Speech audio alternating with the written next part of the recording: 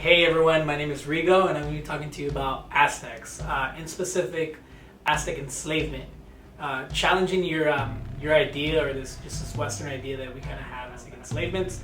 We're going to focus on how Aztec enslavement was a little bit more different than we are used to in our contemporary day.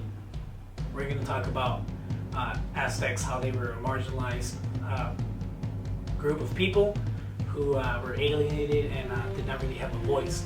So today we're just going to talk about how they can get a voice to our understanding of the institutional enslavement.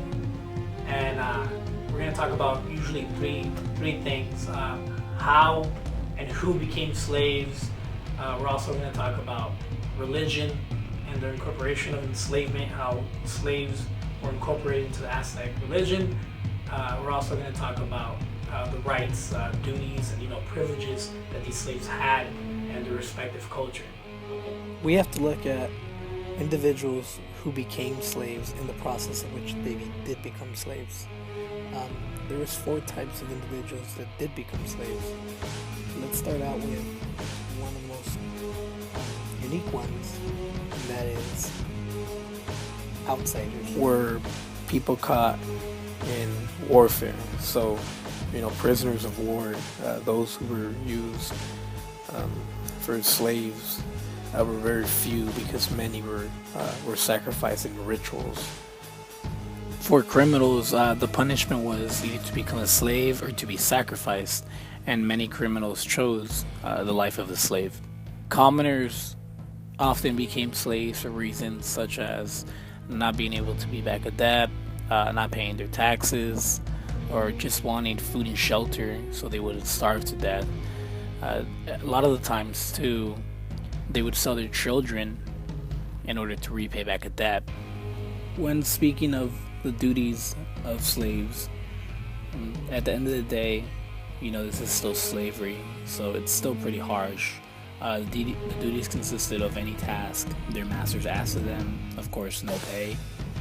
Females, slaves, their duties consisted of in the kitchen.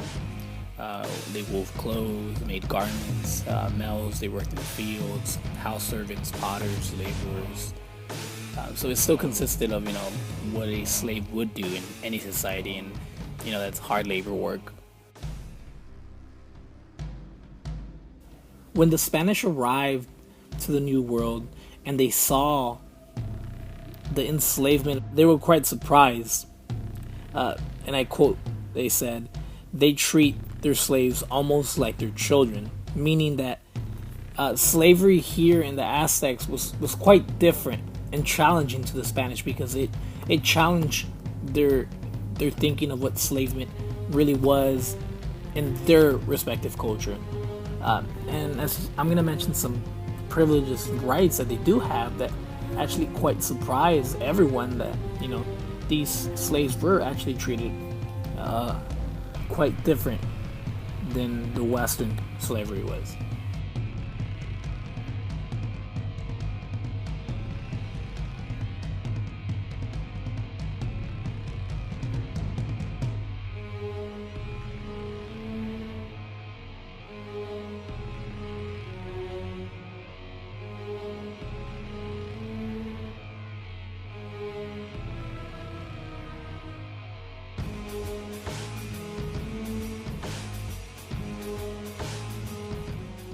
By incorporating slaves into a society's religion, many benefits were acquired, such as having a master think twice before mistreating a slave, and creating principles that reinforce the good consciousness of the master.